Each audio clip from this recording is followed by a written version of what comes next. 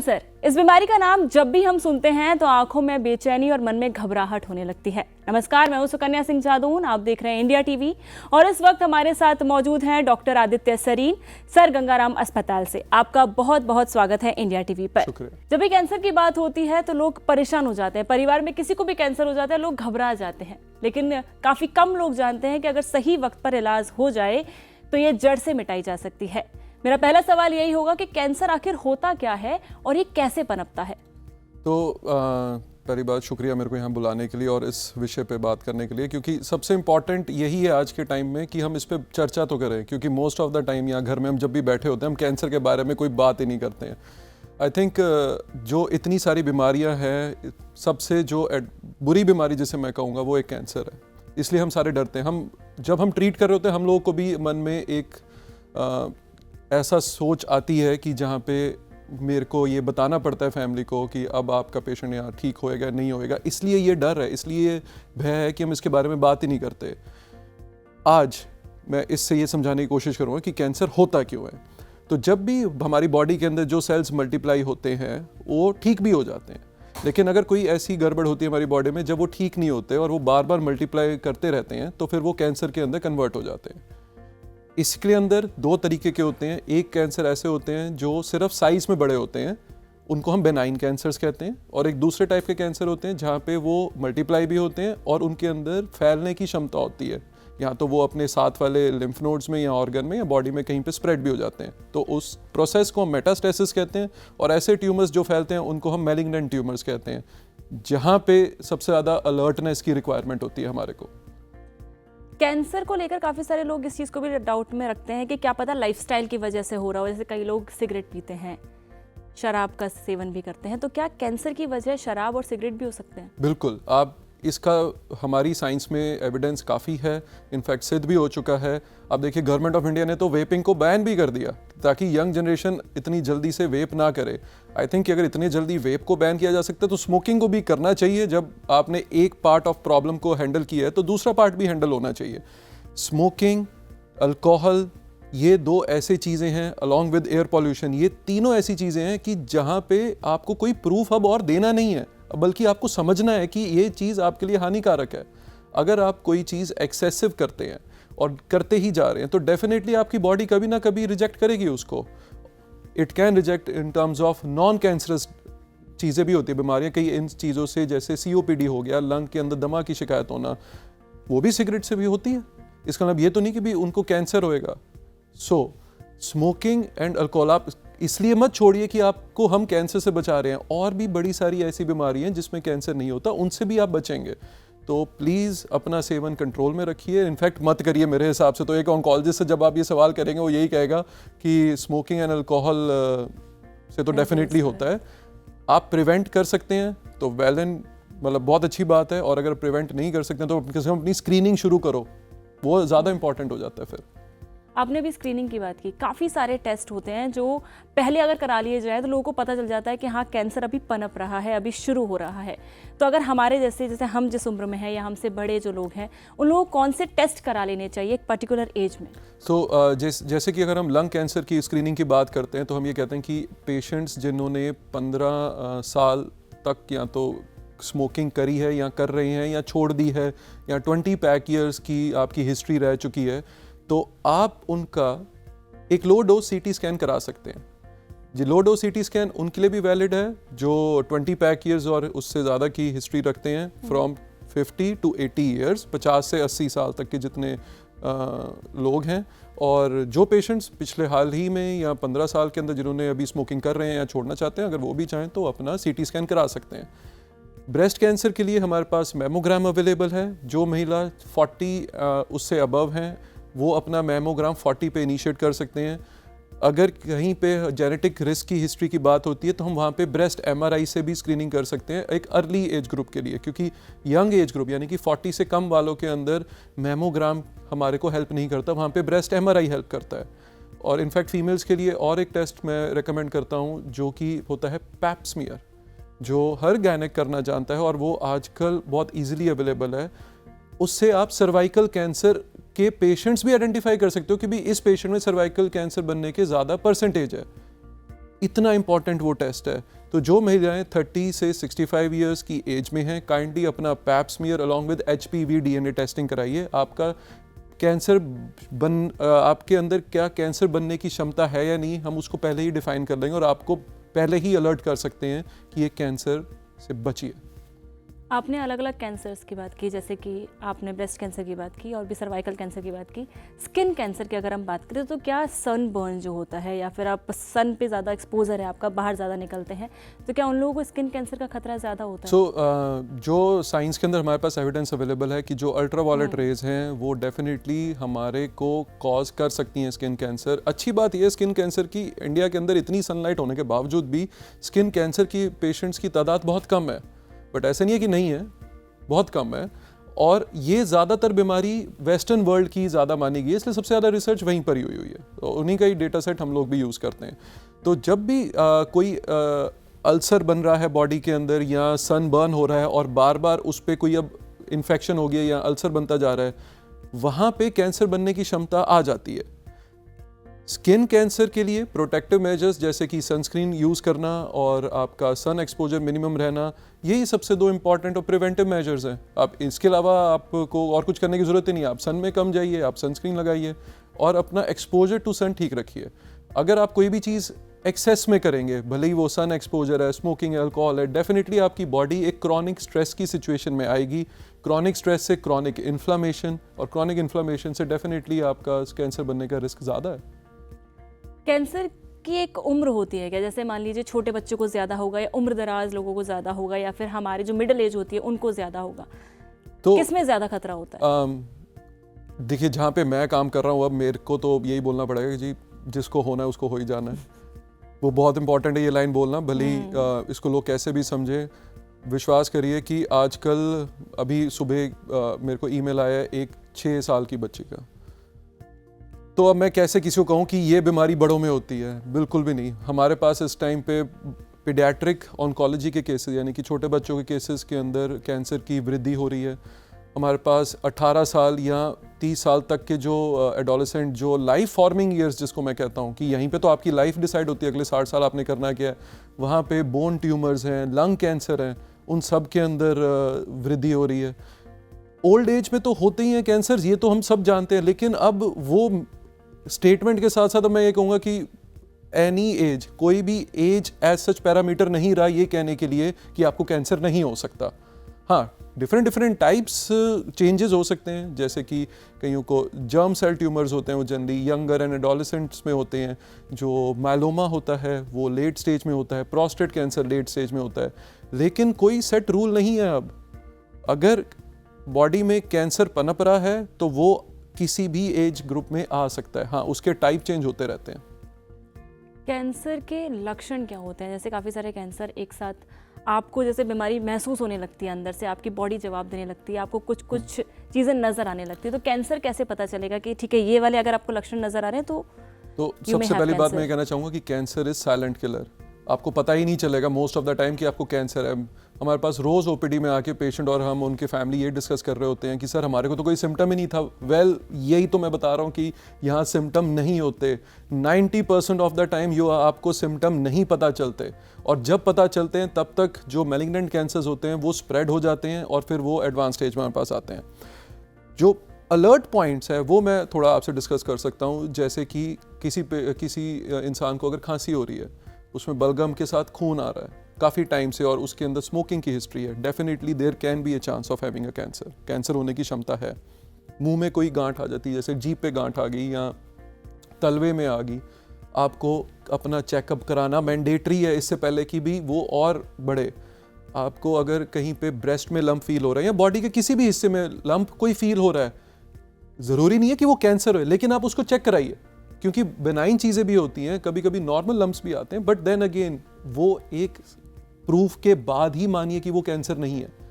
अगर आपने उसको इग्नोर किया और वो कैंसर आगे जाके और फैल गया तो ज़िंदगी भर ये सोच रहे काश मैंने वो लंप पहले दिखवा लिया होता तो आज हम इस सिचुएशन में नहीं होते। कई महिलाएं हैं जो बिकॉज ऑफ हमारे सोशल टैबू की वजह से आपस में बात भी नहीं कर पाती कि उनको ब्रेस्ट में लंप आ रहा है, प्लीज़ उस चीज़ को तोड़िए। ये दिल्ली के अंदर तो चलो फिर भी इतनी लेवल ऑफ अलर्टनेस है, यहाँ जो अर्बन सिटीज़ है वहाँ अलर्टनेस है, लेकिन जो महिलाएं गांव में हैं या जो टीयर 2 सिटीज़ में हैं वहाँ पे तो अभी भी वो बात ही नहीं करना चाहते इन चीज़ों के बारे में। और अगर वो बात नहीं करेंगे वो लंप बड़ा होता रहता है, और जब वो आते हैं तब हमारे पास स्टेज एडवांस हो जाती है। तो पहले तो एक्सेप्ट करना कि कुछ गलत है आपकी बॉडी के साथ, और फिर उसके लिए आपने एक ओपिनियन लेना, that is very important. Females के लिए और मैं बताना चाहूँगा कि एबनॉर्मल ब्लीडिंग, जैसे मेनोपॉज जब हो जाता है, जब महीने आने बंद हो जाते हैं, उसके बाद अगर किसी महिला को ब्लीडिंग शुरू होती है फिर से, definitely please get yourself check, उसको बिल्कुल चेक रहे, क्योंकि चांसेस हैं कि कहीं वो यूट्राइन कैंसर ना हो, एंडोमेट्रियल कैंसर ना हो। तो सिम्टम के बेस पे आइडेंटिफाई करने की जो पावर है हमारी, वो मुश्किल से 10-15% है, but I think most of the time it is ज़्यादातर ये साइलेंट किलर ही बोला जाता है इसे। कैंसर के बारे में हमने बात करी, उसके क्या क्या लक्षण हो सकते हैं उसके बारे में बात करी। एक और चीज़ होती है, लोग डर जाते हैं कैंसर का इलाज कराने से पहले, उनको लगता है कि बहुत पेनफुल प्रोसेस है, काफ़ी दर्द होगा। तो कितना ज़िंदगी पर असर पड़ता है जब आपको पता चलता है कि आपको कैंसर, उसके बाद इलाज? इनफैक्ट आप इस प्रश्न से पहले तो मैं ये भी बताना चाहूँगा, लोग अपनी बायोप्सियाँ भी नहीं कराते हैं, इनफैक्ट FNAC भी नहीं कराते, क्योंकि एक मीडिया और एक सोशल मीडिया कुछ सेगमेंट ऐसा है जो इस चीज़ को प्रॉम्प्ट कर रहा है कि आप बायोप्सी करेंगे तो आपका ट्यूमर फैल जाएगा, आप FNAC करेंगे तो फैल जाएगा। प्लीज़ उसको रेक्टिफाई करिए। हो क्या रहा है कि वो बायोप्सी नहीं हो रही है, और बायोप्सी के बाद डायग्नोसिस नहीं बन रहे, और वो इलाज तो फिर भूल ही जाओ। क्योंकि अगर आज मेरे को किसी पेशेंट का इलाज करना है, मैं बिना एविडेंस के तो इलाज नहीं करेंगे ना। अगर आप मेरे को ये कह रहे हो कि सर मैं अपना पेट स्कैन करा के आ गया या CT करा के आऊँगा, मेरा ट्रीटमेंट शुरू करो बिना बायोप्सी के, मैं उस पेशेंट को स्ट्रेट अवे मना कर रहा हूँ, क्योंकि हम इलाज ही नहीं कर सकते जिस चीज़ की मेरे को पता ही नहीं कि मेरे को दवाई देनी क्या है। तो बायोप्सी करना उतना ही इंपॉर्टेंट है जितना ट्रीटमेंट है। और उस मिथ से बचिए कि जी बायोप्सी करेंगे तो ट्यूमर फैल जाएगा। अरे भाई, अगर आपने बायोप्सी नहीं करी, पहली बात आपका ट्रीटमेंट नहीं होना। सेकंड पॉइंट, जिन पेशेंट्स का ट्यूमर फैलना है वो पेट स्कैन में वैसे भी स्टेज 4 में पकड़ में आ सकता है, उसके लिए बायोप्सी करने की उसका रेलेवेंस है कि भी बायोप्सी करेंगे तो ट्यूमर फैलेगा, तो वो एक गलत धारणा है, गलत मंशा है, जिससे बचना बहुत जरूरी है। और जो भी लोग राय देने आते हैं बायोप्सी के बारे में, उनको खुद तो कभी कराई नहीं होती, बट राय देने में तो सारे हम परफेक्ट हैं, सो प्लीज उससे बचिए। अब आती है जब ट्रीटमेंट की बात करते हैं, तो मैं कहता हूँ कि ट्रीटमेंट बहुत सारे हमारे पास आ गए हैं। जब भी हम ट्रीटमेंट की बात करते हैं तो हमारे लिए इंपॉर्टेंट हो जाता है कि कौन सी स्टेज में पेशेंट है, स्टेज 1, 2, 3, 4, और उसका हम उसी हिसाब से ट्रीटमेंट करते हैं। और आगे जो हम बढ़ रहे हैं वो एक पर्सनलाइज्ड ट्रीटमेंट की तरफ बढ़ रहे हैं। जैसे अगर हम बात करते हैं शुगर की या BP की, तो आपको पता है कि डॉक्टर साहब के पास जाएंगे, वो 2-3 दवाएं लिखेंगे, शुगर BP मैनेज रहेगा, थोड़ा बहुत आप डाइट में अपना सॉल्ट कम रखिए, BP कम रहेगा। लेकिन कैंसर में ऐसा नहीं होता। कैंसर के अंदर आपका इलाज ज़रूरी नहीं है कि एक दूसरे कैंसर के पेशेंट के मुताबिक होए, इट इज़ इंडिविजुअलाइज्ड। आपका आधार कार्ड मेरा आधार कार्ड मैच नहीं करता ना, तो same way the treatment options can change. इलाज की पद्धतियाँ बदल सकती हैं इंसान के साथ साथ। तो इसलिए मैं एक स्टेटमेंट में नहीं कहना चाहूँगा कि भी इसका इलाज ऐसे करेंगे, इसका इलाज ऐसे करेंगे। मैं मोटा मोटा समझाता हूँ। जब कैंसर के इलाज की बात आती है तो हमारे पास हथियार क्या क्या हैं? सर्जरी है, रेडिएशन है, और मेडिसिन है। और मेडिसिन के अंदर हमारे पास कीमोथेरेपी है, हार्मोन थेरेपी है, टारगेटेड थेरेपी और इम्यूनोथेरेपी है। और अब और एडवांसेस आ गई हैं, CAR T सेल थेरेपी, हम वो भी इस्तेमाल कर रहे हैं। आपने मेडिसिन की बात की, क्या कोई ऐसी दवाई आई है जिससे कैंसर अगर 3rd स्टेज पर है तो पूरी तरीके से खत्म हो जाए? तो पहली बात, अगर स्टेज 1, 2, 3 है, हाँ, वो तब भी क्योरेटिव जोन में है, यानी कि उसको हम जड़ से खत्म रखने की पावर करते हैं। कुछ कैंसर स्टेज 4 में भी हम बोलते हैं कि हम क्योर कर देंगे, बीमारी को जड़ से खत्म कर देंगे, लेकिन हर कैंसर के लिए ये लाइन नहीं बोली जा सकती। स्टेज 4 के लिए, स्टेज 3 के लिए इंपॉर्टेंट आ जाता है कि हम उसकी सर्जरी करा के उसको हटाएं। कभी जैसे ब्रेस्ट कैंसर की मैं बात करता हूँ कि जैसे टीयर 2 सिटीज़ हैं या गाँव के अंदर कई डॉक्टर्स होते हैं, वहाँ पे क्या होता है, कभी कभी अपफ्रंट सर्जरी कर दी जाती है, जबकि उस पेशेंट को पहले कीमोथेरेपी या टारगेटेड थेरेपी या इम्यूनोथेरेपी से इलाज होना चाहिए था और फिर सर्जरी होनी चाहिए थी। तो स्टेज 2 या 3 के भी आउटकम्स हमारे चेंज हो रहे हैं। सो डेफिनेटली जब भी हम क्योर की बात करते हैं और जड़ से निकालने के लिए हमारे को सर्जरी का रुख लेना पड़ता है या तो फिर रेडिएशन का लेना पड़ता है। जो सिर्फ और सिर्फ कीमोथेरेपीज़ हैं वो कैंसर के हिसाब से वो बदलती हैं और उस हिसाब से हमारा आंसर बदलता है। अगर आप लिम्फोमा की बात करेंगे तो मैं आपको ये कहूँगा कि आपको सर्जरी तो करानी नहीं है, मैं बिना सर्जरी कराए हुए आपका लिम्फोमा क्योर कर देंगे, बट उसके लिए पहले डायग्नोसिस तो बने। सो जब कोई मेरे से प्रश्न पूछता है कि कोई ऐसी दवाई है, दवाइयाँ बहुत सारी हैं। अगर आपने सही टाइम पे कैंसर को पकड़ लिया है और सही प्रोटोकॉल से इलाज किया है, आप डेफिनेटली क्योर हो सकते हैं। एक और सवाल, कई बार ऐसा होता है ना, लोगों को डाउट रहता है कि चलिए कैंसर का इलाज हो गया, अब सब ठीक जा रहा है, तो क्या फिर से कैंसर पनप सकता है? पहला क्वेश्चन। और दूसरी चीज़, लाइफस्टाइल में कितने बदलाव हो जाते हैं आपके उसके बाद? तो जो हमारे ट्रीटमेंट कंप्लीशन के शुरुआत के 5 साल होते हैं वो सबसे इंपॉर्टेंट होते हैं। अगर पहले 5 साल के अंदर आपकी बीमारी नहीं आई तो हम यही कहते हैं हर इंसान को कि भाई आप एक नॉर्मल रिस्क पे आ चुके हैं। जिन पेशेंट्स को कैंसर है या जिन पेशेंट्स को कैंसर नहीं है उनको 5 साल में कोई फ़र्क हम नहीं बोलते, बट यस दिमाग में तो वो चलता रहता ना कि मेरे को कैंसर था, तो इसलिए हम थोड़ा थोड़ा उनको स्क्रीनिंग में रखते हैं। क्योंकि जब कैंसर, देखिए कैंसर एक दीमक की तरह है, टर्माइट की तरह है, अगर एक कण भी रह गया वो कभी ना कभी वापस फिर से आ जाता है। तो इसलिए मैं हर एक को ये कहता हूँ कि आप अपना फॉलो अप प्रोसेस बहुत बारीकी से करिए, आप उसको फॉलो अप को लूज मत करिए। पहले 2 साल तो और भी इंपॉर्टेंट है, क्योंकि 70% चांसेस हैं कि जिन पेशेंट्स का कैंसर लौट के आना है वो पहले 2 साल में आ जाता है। तो हम 3-3 या 4-4 महीने में CT स्कैन या पेट स्कैन करके, ब्लड टेस्ट करके चेक में रखते हैं कि भी इनका कैंसर वापस तो नहीं आ रहा। फिर अगले 2 साल हम 6-6 महीने पे कर देते हैं और फिर साल में एक दफ़े बुलाते हैं। क्यों? क्योंकि हमारे को भी वही डर है जो आपका ये प्रश्न है कि क्या कैंसर कभी आ सकता है। कईयों का आता है, कईयों का नहीं आता, लेकिन स्क्रीनिंग तो करनी पड़ेगी ना हर एक की, तभी तो हम बता पाएंगे कि किन का कैंसर वापस आने की क्षमता रखता है। अब लाइफस्टाइल में क्या परिवर्तन करें? जिन पेशेंट्स का इलाज हो चुका है, पहली बात वो बहुत बड़ी जंग से बाहर निकले हैं, और मैं उनको यही कहता हूँ आप अपना नॉर्मल रखिए, आपको कोई चीज़ एक्सेस में नहीं करनी। अगर आपके हेल्दी लाइफस्टाइल्स पहले नहीं थे, मान लीजिए कोई शराब का सेवन कर रहा है या स्मोकिंग कर रहा है जो पहले कर रहा था, पहले तो आप उसको हटाइए, आप उसको डिसकंटिन्यू करिए। इनफैक्ट अगर वो ट्रीटमेंट भी कंटिन्यू कर रहे हैं तो मेरा ट्रीटमेंट तो फेल हो जाएगा। तो सबसे पहले कि आप अपनी लाइफस्टाइल के अंदर स्मोकिंग एंड अल्कोहल हटाइए अगर वो पहले था। सेकंड, अगर आप कोई पहले स्ट्रेसफुल एनवायरनमेंट में थे, सो काइंडली अपना स्ट्रेस कम करिए। आपका stress can definitely cause a chronic inflammation, and chronic inflammation not directly but indirectly can definitely lead to cancer. Third, अपना वेट कंट्रोल में लाइए। Obesity has been linked with cancer. जहाँ पे मोटापे की बात होती है वहाँ पे कैंसर डेफिनेटली पनपने की एक सॉइल बन जाती है वहाँ पे। तो अगर आप हफ्ते में आधा घंटा के 5 दिन या 6 दिन भी एक्सरसाइज करते हैं, डेफिनेटली आप अपनी बॉडी को बेटर कर रहे हैं। और अगर आप वेट अपना कम करके नॉर्मल वेट की रेंज में आते हैं, आपके कई कैंसर्स जैसे कि ब्रेस्ट कैंसर है, ओवेरियन कैंसर है, एंडोमेट्रियल कैंसर है, इनकी क्षमता बहुत कम हो जाती है। तो हेल्दी लाइफस्टाइल, अच्छा खाना, प्रोसेस फूड को कम रखना, शराब और स्मोकिंग से बचना, अगर आप ये कर सकते हैं तो आप एटलीस्ट आगे का कंटिन्यू रखें, कोई दिक्कत नहीं होगी। भारत को घरेलू उपचार का देश कहा जाता है। हम लोग हर चीज़ का एक घरेलू उपचार निकाल लेते हैं, आयुर्वेदिक में भरोसा करते हैं, होम्योपैथी में भरोसा करते हैं। तो क्या इनसे भी इलाज संभव है, और घरेलू उपचार से हम किस लेवल तक बच सकते हैं? देखिए, एज ऑन्कोलॉजिस्ट जब मैं ये बोलूँगा तो फिर मेरे को कोई ऐसी लाइन बोलनी पड़ेगी जहाँ सारे खुश रहें। मैं ये कहूँगा कि आपका अगर किसी चीज़ पे विश्वास है, मान लो कि मैं किसी एक पर्टिकुलर भगवान को मानता हूँ या मैं किसी नेशनल किसी पॉलिटिकल पार्टी को मानता हूँ, वो मेरा हिस्सा है, आप मेरे से वो नहीं छीन सकते, वो मेरा फंडामेंटल राइट है। तो सेम वे एक पेशेंट का एक फंडामेंटल राइट होता है, या तो वो हमारी साइंस में बिलीव करे, साथ में वो आयुर्वेदिक भी जा सकता है, होम्योपैथिक भी जा सकता है। जनरली हम किसी को डिस्करेज नहीं करते हैं, क्योंकि हमारे पूर्वजों ने ये साइंस बनाई है, तो आप उसको क्वेश्चन नहीं कर सकते। हम रिकमेंडेशन क्या देते हैं कि हमारा ट्रीटमेंट जो है एटलीस्ट उसको इंटरफेरेंस नहीं आनी चाहिए, यू कैन कंटिन्यू।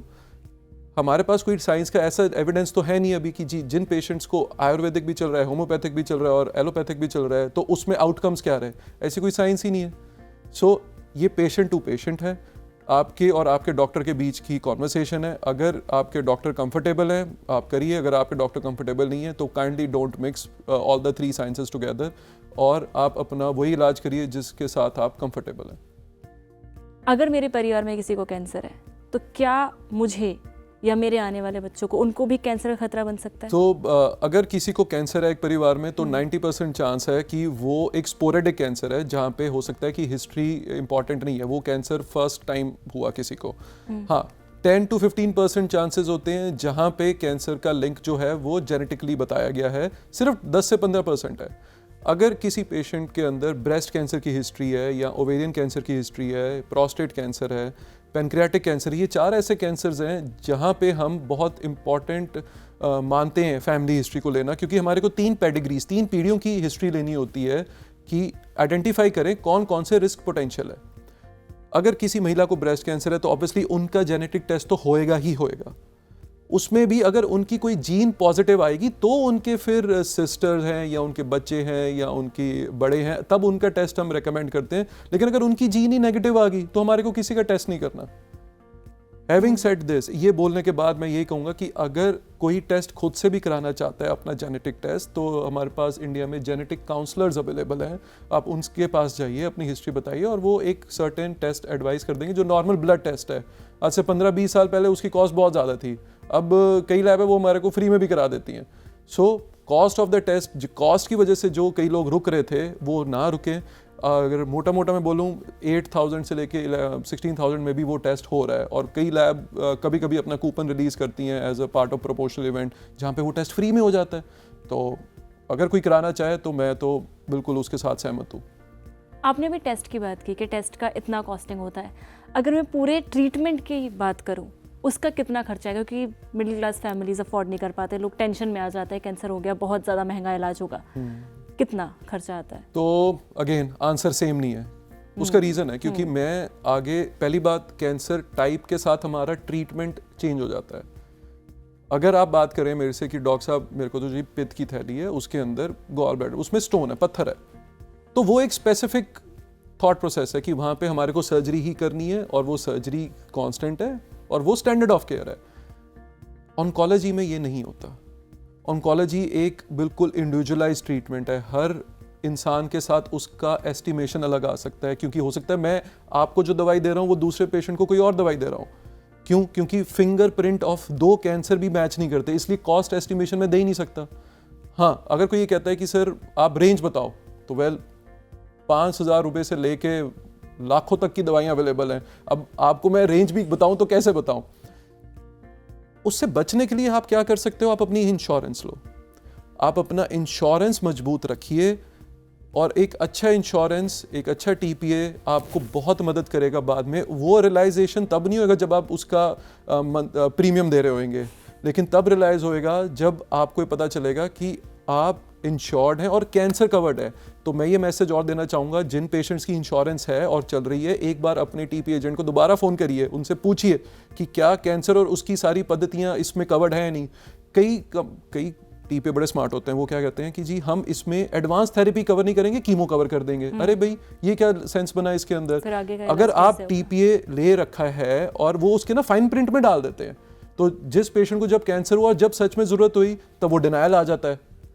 तो अगर हम अलर्ट ही नहीं करेंगे, तो इसलिए बहुत इंपॉर्टेंट है अपने TPA को भी ढंग से पढ़ना, जो कि हम पढ़ना ही नहीं चाहते। हमने फ़ोन किया जी ये TPA है, इसको ले लो, इसका ये प्रीमियम भर दो, ऐसे नहीं करिए। उसमें पढ़िए, फाइन प्रिंट में वो मना कर देते हैं, कभी कभी आपकी बेस्ट दवाई के लिए मना कर देंगे, जबकि कई TPA फुलफिल कर रहे हैं। सो मैं ये नहीं कह रहा कि सभी मना करते हैं, कुछ TPA मना कर देते हैं। तो आप अपने TPA एजेंट से ज़रूर पूछिए कि इसके अंदर कैंसर के कौन कौन से थेरेपीज आप कवर करते हो, और काइंडली वो वाला TPA लो जिसके अंदर सारी कवर्ड होए। आपका एटलीस्ट मेंटल सुकून तो रहेगा। देखिए, अगर आप प्रिवेंट नहीं कर पा रहे तो कम से कम अपना ट्रीटमेंट तो बेस्ट ले लो। So range can start from a simple tablet of, in fact 100 rupees की टैबलेट से भी शुरू हो रही है रेंज, और वो लाखों में जा रही है बात। तो मैं इसलिए आपको जनरलाइज फिगर नहीं दे पाऊंगा। तो यहाँ पर हम ये इंटरव्यू ख़त्म करेंगे। एक लास्ट चीज़, आप यंगस्टर्स को क्या कहना चाहेंगे, how they manage there lifestyle? क्योंकि एंजाइटी, डिप्रेशन, परेशानियाँ, टाइम मैनेजमेंट नहीं हो पा रहा है, लोग भागा दौड़ी में, किसी को टेस्ट कराने की नहीं पड़ी है, उनको क्या एक सजेशन देना चाहेंगे आप? पता है आजकल के यंगस्टर्स कुछ नहीं सुनते। उनको एक ही सजेशन दूंगा, आपके अंदर कोई ऐसा सिम्टम आ रहा है जो काफ़ी टाइम से चल रहा है या एक्सप्लेन नहीं हो रहा है, आप उसको इग्नोर ना करिए, आप उसका चेकअप कराइए। क्योंकि यंगस्टर्स ऐसे होते हैं कि जो अपने करियर पे फोकस है, अपने पेरेंट्स पे फोकस्ड हैं, अपने सिबलिंग्स पे फोकस्ड हैं, तो वो अपने आप को इग्नोर कर देते हैं। तो अपने इग्नोर ना करिए। और जो भी हेल्थ रिलेटेड इश्यूज़ हैं, जैसे कि स्मोकिंग है, अल्कोहल, इनका सेवन है, आप उसको मिनिमम रखिए। और आजकल तो वैसे भी AI का ज़माना है, ये स्टेटमेंट अगर वो सेम AI से भी पूछ लेंगे तो आई थिंक मेरा मैसेज अपने आप ही चला जाएगा। तो आप अलर्ट रहिए और कैंसर से बचने के तरीके हैं तो बच भी सकते हैं। Thank you so much. ये थे डॉक्टर आदित्य सरीन श्री गंगाराम अस्पताल से। इन्होंने बहुत सारी चीज़ें बताई। इन सभी चीज़ों का आपको ध्यान रखना है और कैंसर एक लाइलाज बीमारी नहीं है, इसका इलाज हो सकता है। आपका बहुत बहुत थैंक यू। ऐसे ही काफ़ी सारे इंटरव्यूज़, खबरें, जानकारी हम आपके लिए लाते रहेंगे। जुड़े रहिए इंडिया टीवी के साथ।